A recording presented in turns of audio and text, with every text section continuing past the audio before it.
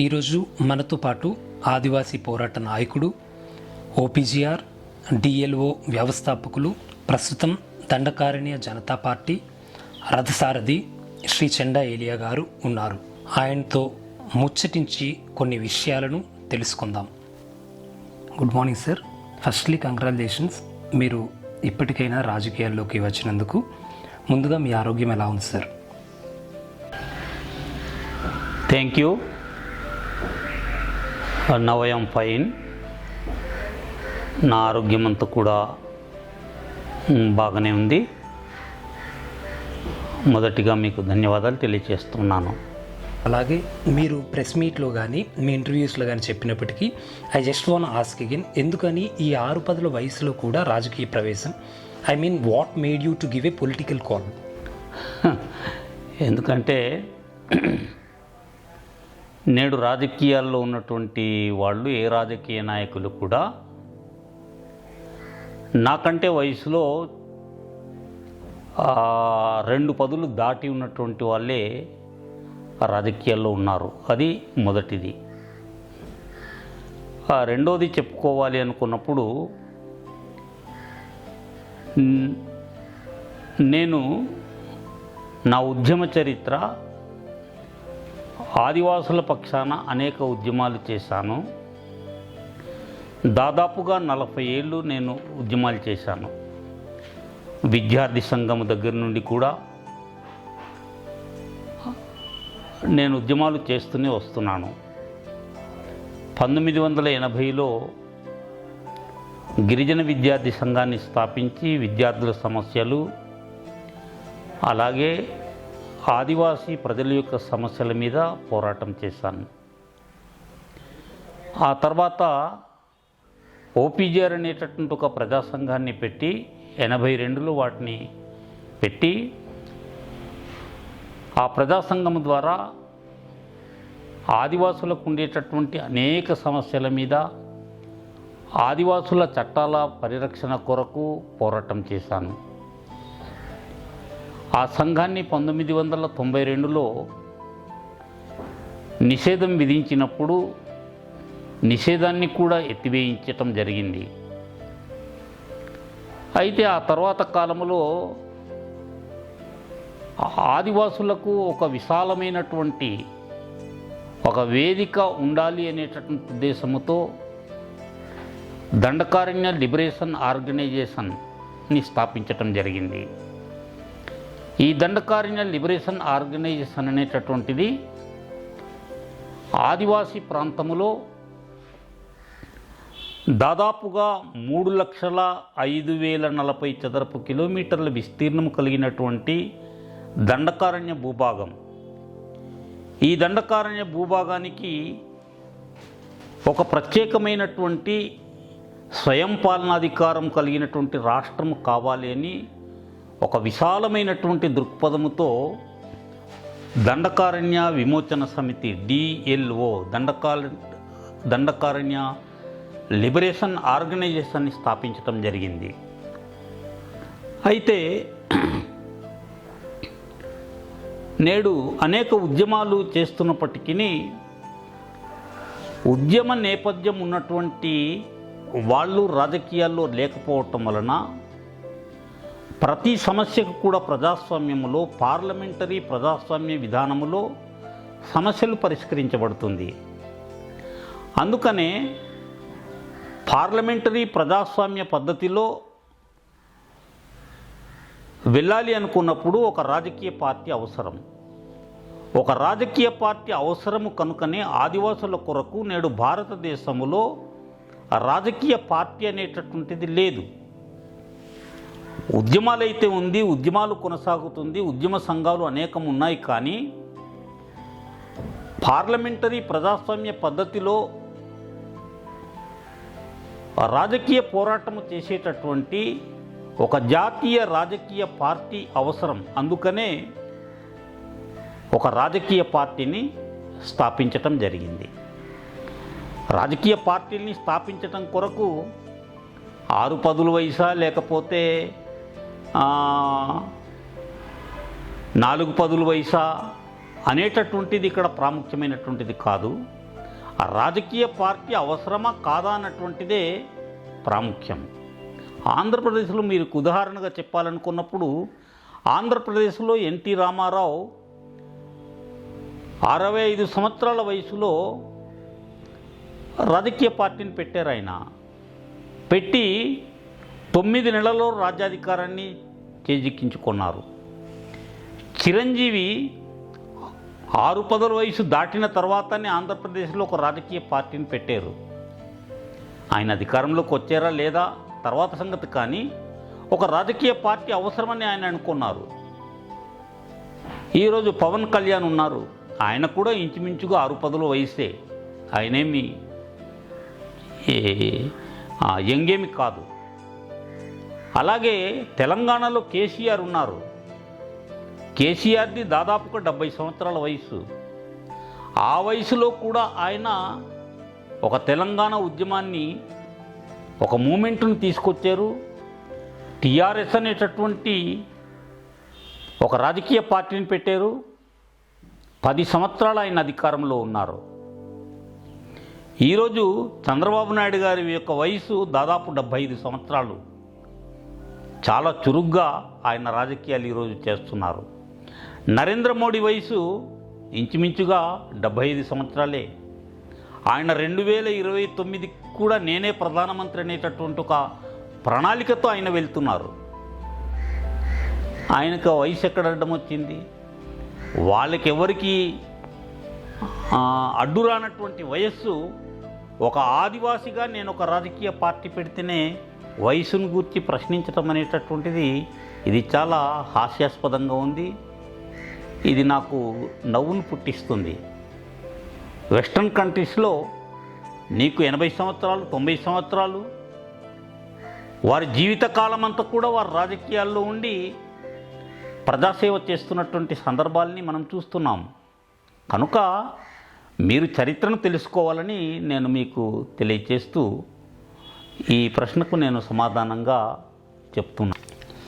ఒక నియోజకవర్గం, 135 పంచాయతీలు, 1296 గ్రామాలు, అండ్ ఫైనలీ 1 కాల్, ప్రజా చైతన్య యాత్ర. యాత్ర ఎలా సాగింది సార్? యాత్ర చాలా అద్భుతంగా కొనసాగింది. మేము అనుకున్నటువంటి వాటికంటే చాలా అద్భుతంగా కొనసాగింది. అరకు నియోజకవర్గంలో 135 పంచాయతీలు, అలాగే దాదాపుగా 1296 గ్రామాలు ఉన్నాయి. మా యాత్రలో దాదాపుగా 95% మేము కవర్ చేయటం జరిగింది. కొన్ని అనివార్య కారణాల వల్ల ఒక 5% మేము దాన్ని టచ్ చేయలేకపోయాము. అది రెండవ దఫ వాటినంతా కూడా మేము కవర్ చేయాలని దానికోసం మేము ప్రణాళికలు రూపొందించుకోవటం జరిగింది. యాత్ర అయితే మేము అనుకున్నటువంటి దానికంటే చాలా అద్భుతంగా సాగిందని నేను భావిస్తున్నాను. ఇది వరకు ఇలాంటి యాత్ర ఎప్పుడైనా చేశారు సార్? ఇలాంటి యాత్రలు ఇదివరకు చేయటం జరిగింది. ప్రజా ఉద్యమాలలో ఉన్నప్పుడు ఓపీజీఆర్ ఉద్యమం మేము చేస్తున్నప్పుడు నేను నా అనుచరులు కలిసి పాదయాత్ర ద్వారా నడిచి కొండలు గుట్టలు రాత్రులు పగలు నడిచి ప్రజలతో కలిసి జీవించి ఇలాంటి యాత్రలు అనేటటువంటిది చేయటం జరిగింది. మరలా ఇప్పుడు రాజకీయ పార్టీ పెట్టిన తర్వాత రాజకీయ పార్టీ యొక్క ఉద్దేశాలని తెలియచేయటం కొరకు ఈ యాత్ర, ఇది రెండవసారి ఈ యాత్రని చేయటం జరిగింది. ప్రజా ఉద్యమాలలో ఉన్నప్పుడు అనేక మార్లు నడిచివే. ఈరోజైతే మేము గత 30 ఏళ్ల క్రితము కనుక ఎలాంటి రవాణా సౌకర్యము కానీ లేదు. నడిచివి అనేక గ్రామాలు కాలినడకన వెళ్ళి ప్రజల యొక్క సమస్యలు మేము తెలుసుకోవటం జరిగింది. మీరు ఉద్యమకారుడుగా ఉన్నప్పుడు చేసిన పర్యటనకు ఇప్పుడు చేసిన యాత్రకు how do you feel sir? ప్రజల యొక్క నాగరికత కానీ, విద్యా వ్యవస్థ కానీ, సాటి మనిషి మీ ఉద్యమ ఆలోచనలు అర్థం చేసుకునే విధానం?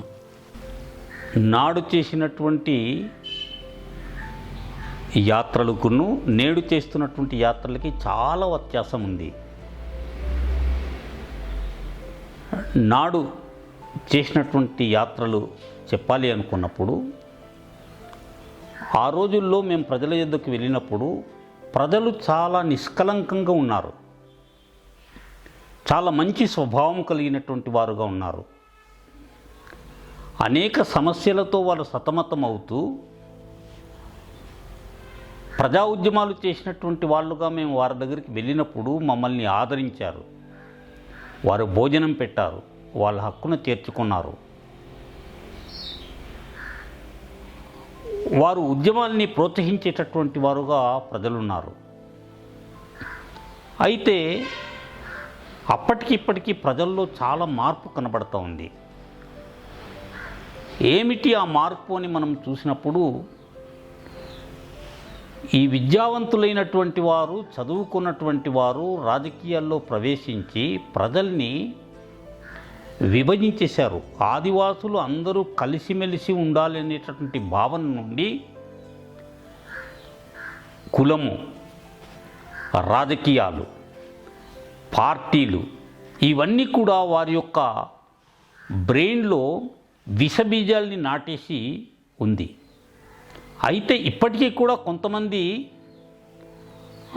వాళ్ళందరూ కూడా ప్లెయిన్గానే ఉన్నారు, చక్కగా ఉన్నారు. కొంతమంది మాత్రము వారి మనస్సు, వారి తలంపులు మొత్తం పాడైపోయింది. ఇవన్నీ చూసిన తర్వాత నేను చాలా బాధపడుతున్నాను. ఆదివాసుల సమస్యలు పరిష్కరించబడకపోవటానికి ఈ రాజకీయ వ్యవస్థ ప్రజలకి నేర్పిస్తున్నటువంటి ఈ కుల వ్యవస్థ, ఈ రాజకీయ వ్యవస్థ ఇది చాలా పెద్ద అడ్డంకిగా ఉన్నదని అర్థమవుతుంది. గత 30 ఏళ్లలో ఇలాంటి పరిస్థితి లేదు. 1-2 రాజకీయ పార్టీలు ఉండేది. ఆ రాజకీయ పార్టీల్లో ఉన్నటువంటి వారు కూడా ఇంత దుర్మార్గంగా ఆలోచించేవారు కాదు, ఇంత అవినీతి పరులు కారు. వాళ్ళు ఎలక్షన్స్ వస్తే ఎవరికో ఒకరికి ఓటు వేసి వారు అధికారంలోకి పంపించేవారు. కానీ ఈరోజు నా కులపోడు ఇక్కడ వెళ్ళాలి, వేరే వాళ్ళు వెళ్ళకూడదు. అది ఎలాంటి రాజకీయ పార్టీ అయినా అది ప్రజలకి మేలు చేస్తుందా, కీడు చేస్తుందా అనేటటువంటిది ఆలోచించటం లేదు. నా కులపాడు పోటీ చేస్తున్నాడా లేదా, అతను అధికారంలోకి వస్తున్నాడా లేదా అనేటటువంటి ప్రాతిపదికనే మెజారిటీ వర్గం తీసుకోవటం వలన ఇక్కడ ప్రజలకి చాలా తీవ్రమైనటువంటి నష్టం కలుగుతుంది. సో కనుక నాడు ప్రజలు చాలా విశాలమైనటువంటి దృక్పథంతో ఉండేవారు, అమాయకమైనటువంటి ప్రజలు. వారికి తెలిసినటువంటిది ఒక్కటే, మాకు దోపిడీ జరుగుతుంది, దోపిడీ మీద మేము పోరాటం చేయాలనేటటువంటి ఆలోచనతో మాత్రమే వారు ఉండేవారు. ఈరోజు అలా కాదు. వారికి దోపిడీ జరుగుతున్నా సరే వారు ప్రశ్నించలేనటువంటి పరిస్థితి. ఈ ప్రభుత్వాలు ఇచ్చేటటువంటి తాత్కాలికమైనటువంటి రాయితీలు, తాత్కాలికమైనటువంటి ఈ ప్రయోజనాలు, ఈ భ్రమల్లో పడి ఇక్కడ ఉండేటటువంటి ప్రజలు అనేక మంది ఉన్నారు. అది అప్పటికి ఇప్పటికీ ఉండేటటువంటి వ్యత్యాసం. ఆ వ్యత్యాసాన్ని నేను గమనించటం జరిగింది. ప్రజా చైతన్య యాత్ర యొక్క ముఖ్య ఉద్దేశం ఏమిటి అని అడిగితే మీరేం చెప్తారు సార్?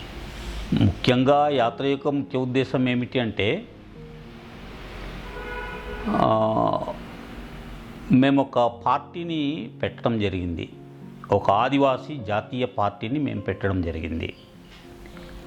ఇంతకాలం అంతా కూడా ఇప్పుడు ఏదైతే ఉందో ఆ పార్టీల గురించే ప్రజలకి తెలుసు.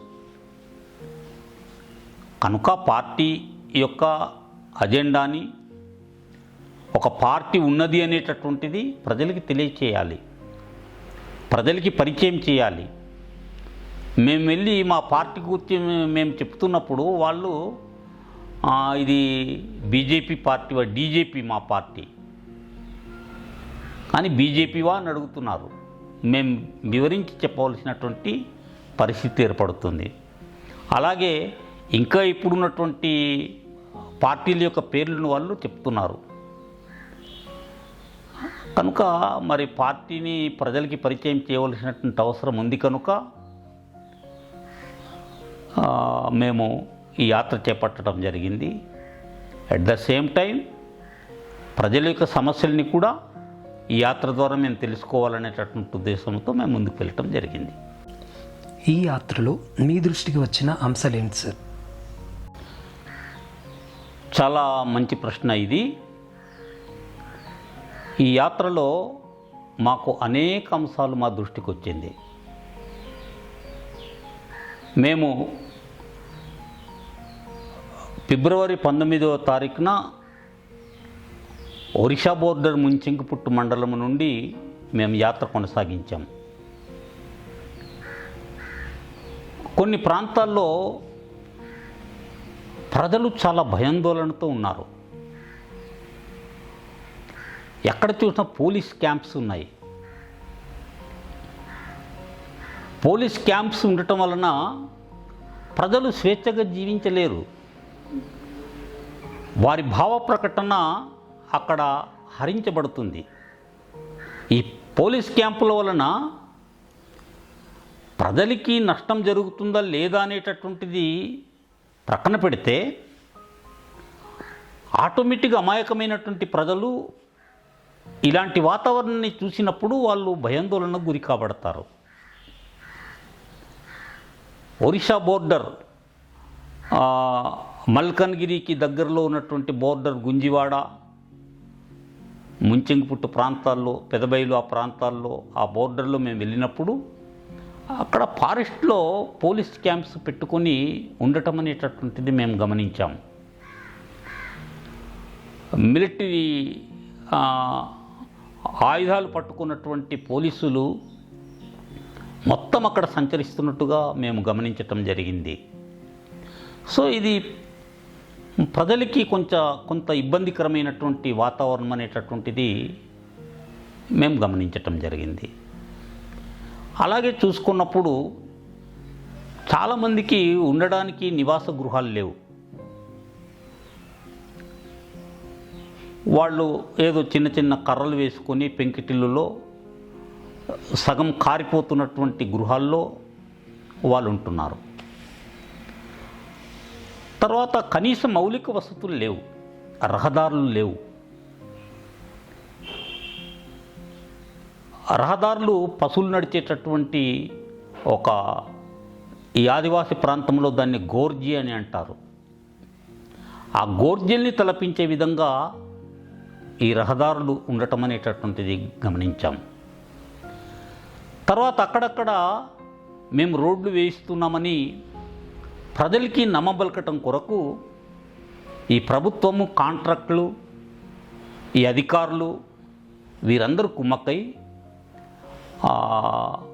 మట్టి తవ్వేసి వాటి మీద రాళ్లను, కాంక్రీట్ని వేసేసి అలాగే 2-3 సంవత్సరాల నుండి కూడా దాన్ని అలాగ వదిలేశారు. అంతేక అలా చేయటం వలన కనీసం ఆటోల్లో కూడా వారు ప్రయాణం చేయలేనటువంటి పరిస్థితుల్లో అక్కడ ప్రజలు ఉన్నారు.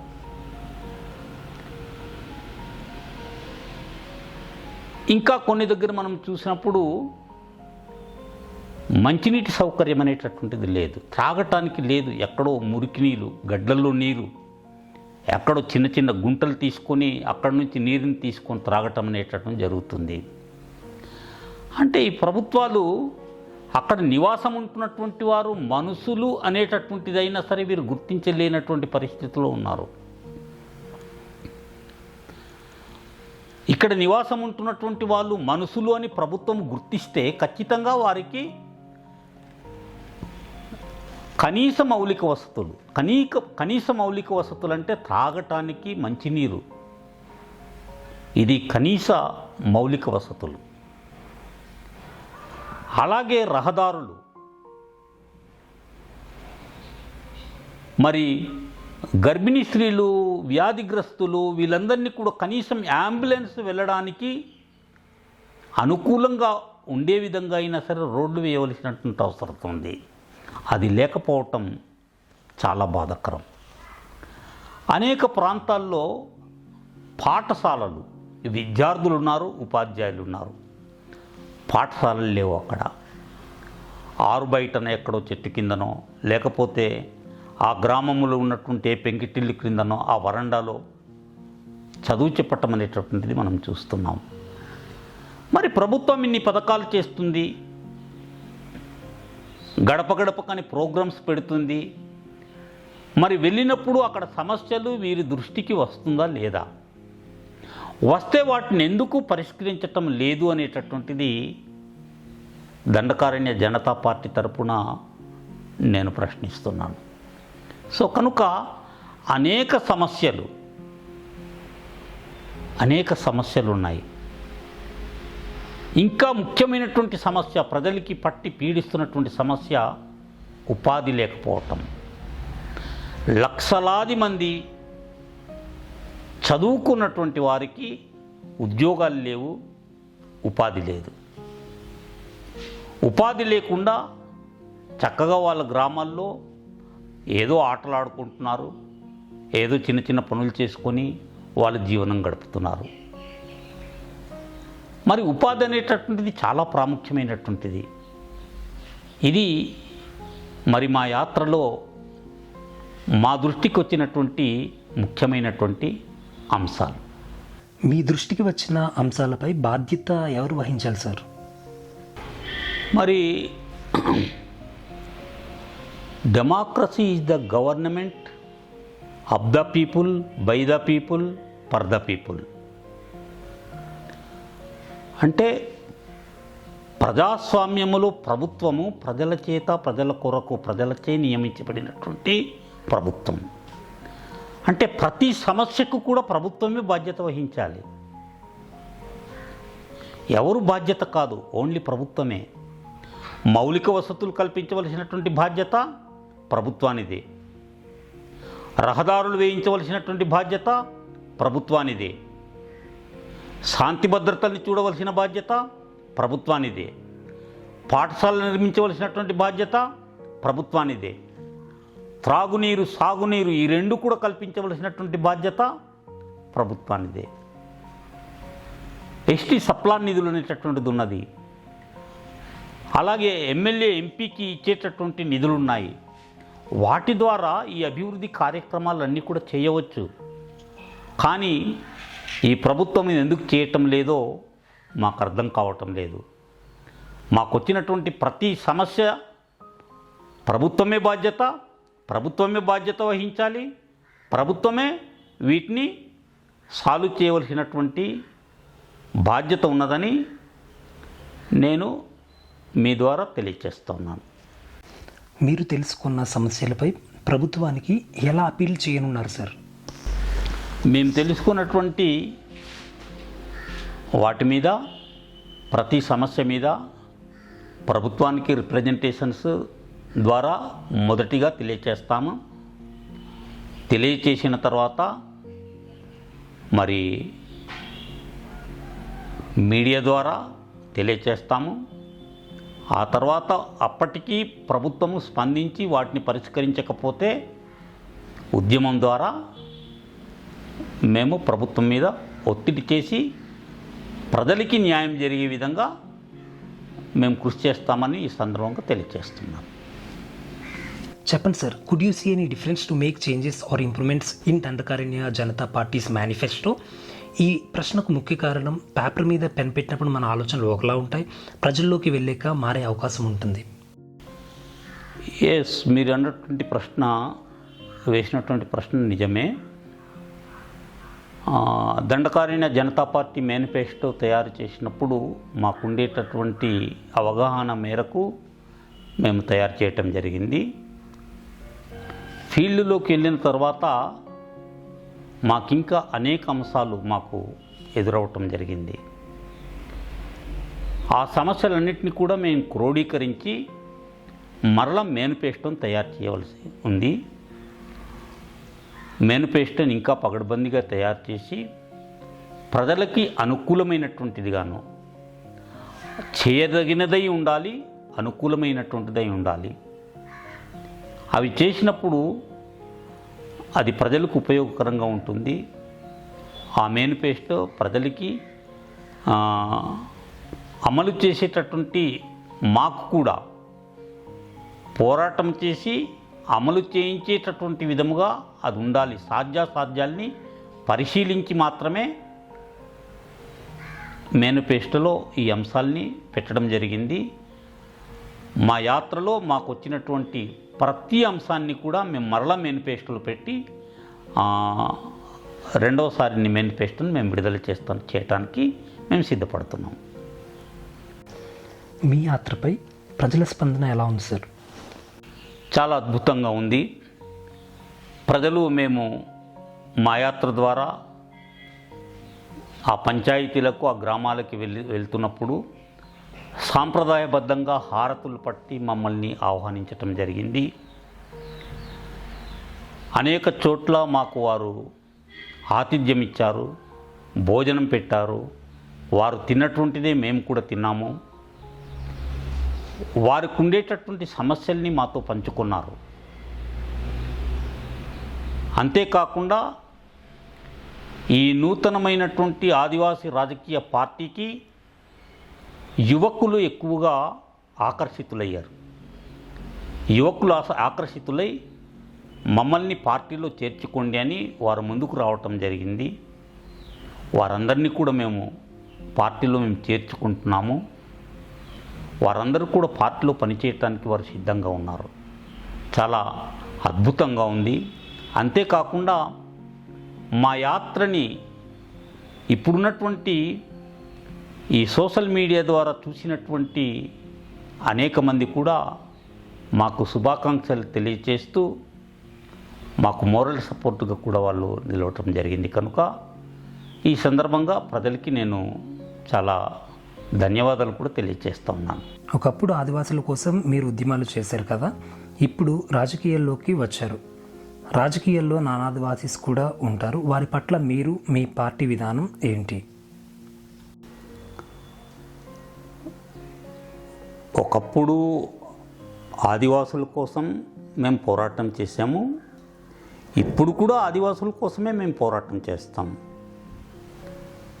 అయితే మీరు అడిగినటువంటిది రెండవ ప్రశ్న ఏమిటంటే, నాన్ ఆదివాసీస్ కూడా ఉన్నారు కదా, వారి పట్ల మీ యొక్క విధానం ఏంటి అని మీరు అన్నారు. మేము ఆదివాసుల పక్షాన మేము పోరాడుతున్నాం తప్పిస్తే నాన్ ఆదివాసీస్ మీద మేము వ్యతిరేకత ఏమి కాదు. మా హక్కుల కోసం మేము పోరాటం చేస్తున్నాం. భారతదేశంలో భారత రాజ్యాంగం ప్రకారంగా ఎవరికి ఉన్నటువంటి హక్కులు వాళ్ళకు ఉంటుంది. వారికి ఉండే హక్కులు వారికి ఉంటుంది. ఆదివాసులకు ఉండేటటువంటి హక్కులు ఆదివాసులకు ఉంటుంది. మా ఆదివాసుల యొక్క హక్కుల జోలికి ఆదివాసేతరులు రాకూడదు. వారికి ఉండేటటువంటి హక్కుల జోలికి ఆదివాసులు వెళ్ళకూడదు. ఇప్పుడు ఆదివాసులు అంటే మేము ఇక్కడ శత్రువులుగా మేము చూడటం లేదు. వారు కూడా మిత్రులే. కానీ ఆదివాసేతరులకి నేను విజ్ఞప్తి చేసేటువంటిది ఏమిటంటే, మీరు స్నేహపూరితముగా ఒక మంచి వాతావరణంలో ఆదివాసులతో జీవించటంలో తప్పు లేదు. కానీ అనేక రూపాల్లో చట్టాల్ని ఉల్లంఘిస్తూ ఆదివాసులకు ఉండేటటువంటి హక్కుల్ని హరించటం అనేటటువంటిది తప్పు. ఆ విషయంలో మాత్రమే ఆదివాసేతరులకి వ్యతిరేకిస్తున్నాను. అంతే తప్పిస్తే మేము ఆదివాసుల పక్షాన ఉద్యమాలు చేస్తుంటే ఆదివాసేతరులు మాకు శత్రువులు అనేటటువంటిది ఎక్కడ కూడా లేదు. అలా మేము భావించటం లేదు. ఎన్నటికీ వారిని శత్రువులుగా మేము చూడం.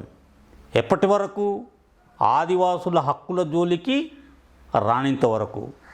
వచ్చిన తర్వాత తప్పనిసరిగా వారికి వ్యతిరేకంగానే మేము పోరాటం చేయటం అనేది జరుగుతుంది. ఇప్పటి వరకు చాలా మట్టుకి హక్కుల్ని హరించబడింది. వాటన్నిటిని కూడా కొంతమేరకు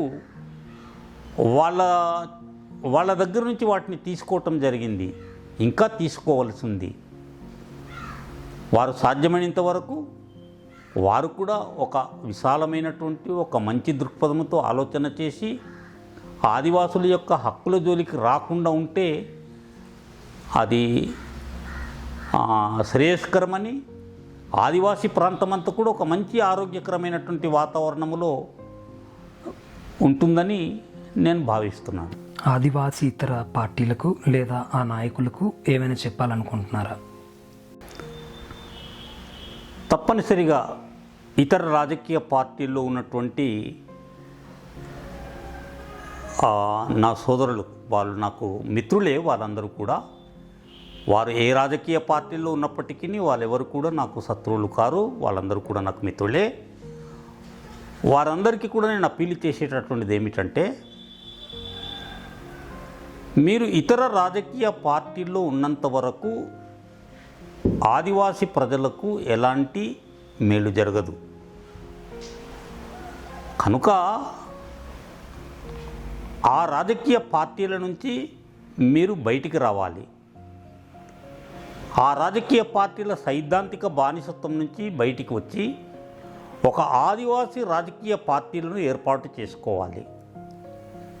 ఏర్పాటు చేసుకొని రాజకీయాల్లోకి రావాలని నేను వారికి విజ్ఞప్తి చేస్తున్నాను. అంతేకాకుండా మీరందరూ కూడా నా మిత్రులే. ఎవరైతేనేమి మీరు ఏ రాజకీయ పార్టీలో ఉన్నా సరే నా మిత్రులే. ఈసారి మీరందరూ కూడా పోటీ నుండి స్వచ్ఛందంగా తప్పుకొని నాకు ఏకగ్రీవంగా చట్టసభల్లో పంపించాలని నేను ఇతర రాజకీయ పార్టీలు ఉన్నటువంటి వాళ్ళందరికీ కూడా సవినయంగా నేను కోరుకుంటున్నాను. దండకారణ్య జనతా పార్టీ చాలా విస్తృతమైనటువంటిది కదా, దీన్ని మీరు ఎలా లీడ్ చేయగలరు? ఎస్, కరెక్టే. దండకారణ్య జనతా పార్టీ చాలా విస్తృతమైనటువంటిదే. ఇది ఒక జాతీయ పార్టీ. ఇప్పటికే ఒరిస్సా, ఛత్తీస్గఢ్ వంటి ప్రాంతాల్లో నాయకత్వం అక్కడ ఉంది, అక్కడ పనిచేస్తుంది. రానున్నటువంటి 24లో జరిగేటటువంటి సార్వత్రిక ఎన్నికల్లో కూడా వారు పోటీ చేయటానికి, ఎన్నికల్లో నిలబడటానికి వాళ్ళు సిద్ధంగా ఉన్నారు, పనిచేస్తుంది. మరి ఇది నూతనమైనటువంటి పార్టీ కనుక ఇంకా ప్రజల ఎదుకు వెళ్ళవలసినటువంటి అవసరం ఉంది. మాకున్నటువంటి శక్తి మేరకు వీటన్నిటిని కూడా మేము దేశవ్యాప్తంగా వీటిని ముందుకు నడిపిస్తున్నాము. ఈ పార్టీతో జనరల్ నియోజకవర్గాల్లో కూడా పోటీ చేయటానికి ముందుకు వచ్చినట్లయితే వారికి కూడా ఈ పార్టీ తరపున అవకాశం మేము పార్టీ కల్పిస్తుందని నేను స్పష్టం చేస్తున్నాను. ఎలా ఉంది sir financial status? I had statement, చెండా ఏలియా గారి దగ్గర అన్నీ ఉంటాయి, బట్ ఫైనాన్షియల్ స్టేటస్ అంతంత మాత్రంగా ఉంటుంది. ఎలా మేనేజ్ చేస్తున్నారు? మీరన్నటువంటిది 100% అది వాస్తవం. అయితే మా ఎజెండాలో, మేము ఇచ్చినటువంటి అజెండాలో మేము ఒకటి ఇవ్వటం జరిగింది. ప్రజలే నా పార్టీ, ప్రజలే నా అధిష్టానమని. మాకు ప్రత్యేకంగా ఇంత నిధులు ఉండాలి, అంత నిధులు ఉండాలి అనేటటువంటిది ఏమి కూడా లేదు. సాధారణంగా ఇతర రాజకీయ పార్టీల్లో వారికి టికెట్ ఇవ్వాలంటే బ్యాంక్ బ్యాలెన్స్ ఎంత ఉంది చూపించండి అని అడుగుతారని కొంతమంది చెప్పుకోవటం నేను విన్నాను. అది నిజమో కాదో నాకు తెలియదు. అలాగే అధిష్టానం యొక్క కనుదృష్టి పట్టడం కోసమని లగ్జరీ కార్లతో 20-30 కార్లు, ఎవరు ఎక్కువ వాహనాలు వెళ్తే వాళ్ళకి ప్రాధాన్యత ఇస్తారనేటటువంటిది నేను విన్నాను. అది నిజమో కాదో కూడా నాకు తెలియదు.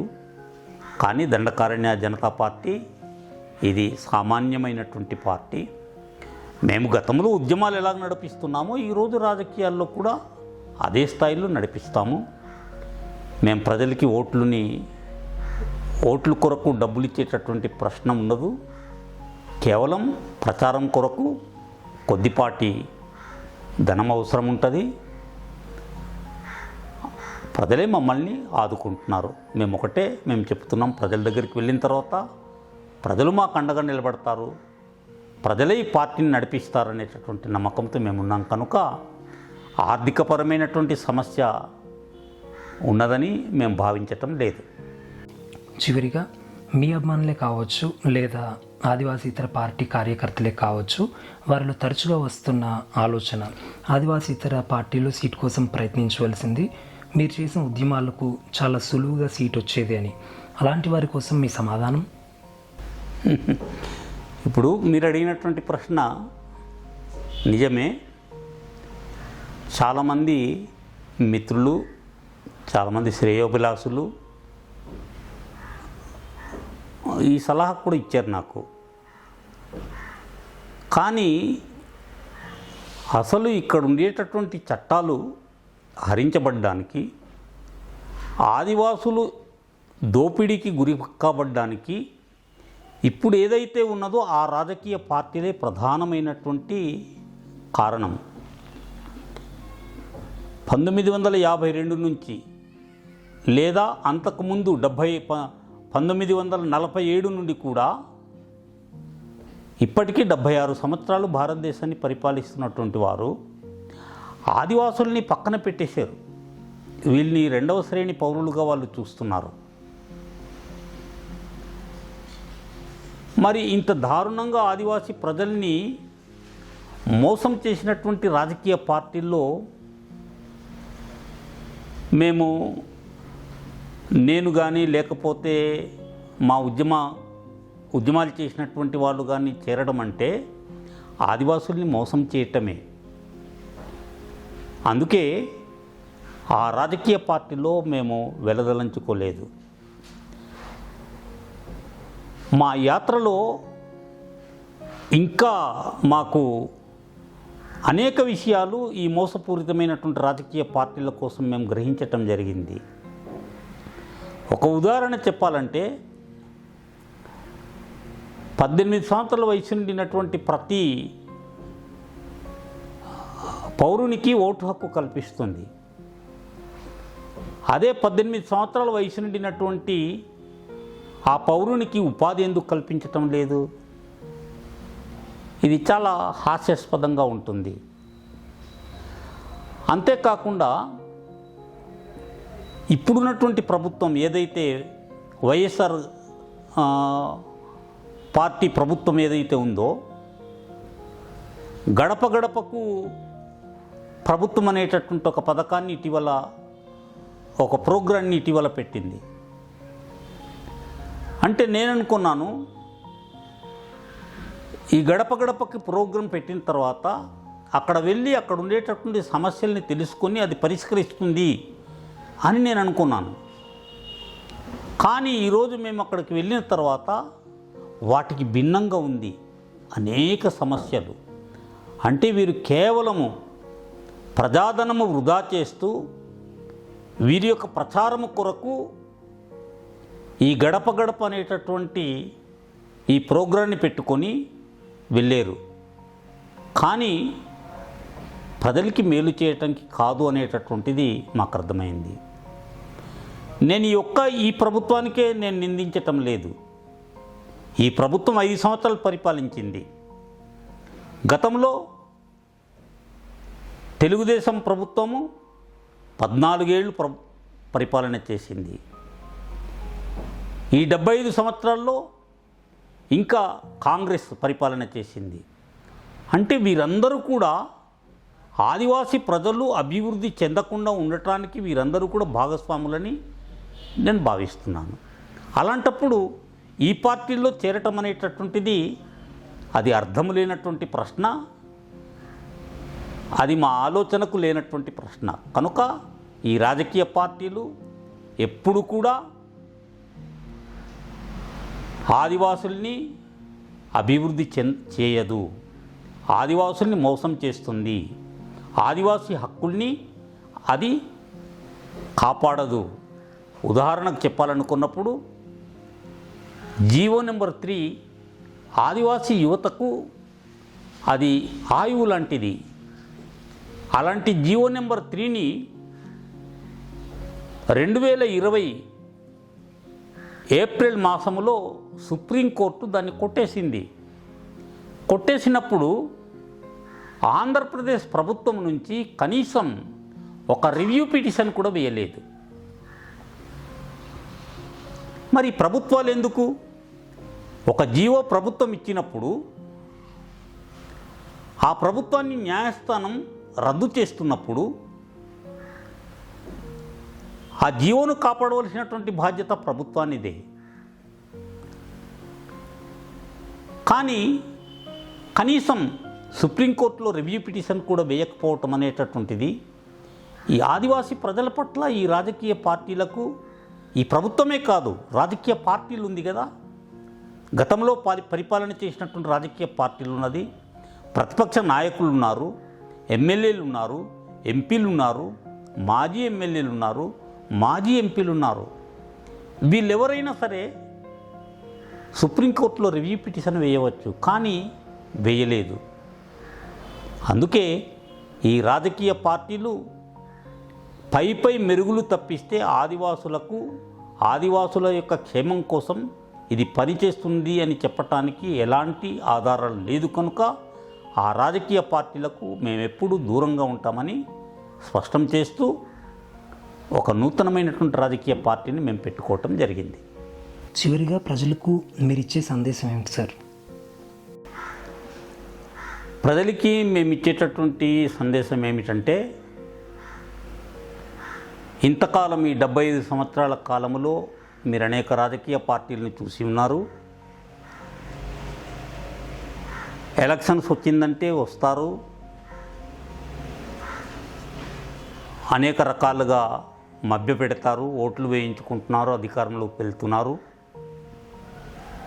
మీ దగ్గరే కాదు నా దగ్గర కూడా చాలామంది వచ్చారు. వారు వచ్చిన తర్వాత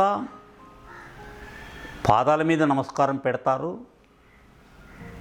మనం ఓహో నా పాదాల మీద నమస్కారం పెట్టడం మనం చాలా పొంగిపోతాము. కానీ వారి యొక్క నమస్కారాలు అవంతా కూడా విషపూరితమైనటువంటిదే. వారు అధికారంలోకి ఎక్కిన తర్వాత వారు పూర్తిగా మనల్ని మర్చిపోతారని గ్రహించాలి. వివేకము కలిగి, ఓటు చాలా శక్తివంతమైనటువంటిది. రాజ్యాల్ని కూల్చవచ్చు, రాజ్యాల్ని కట్టవచ్చు, రాజ్యాల్ని నిలబెట్టవచ్చు.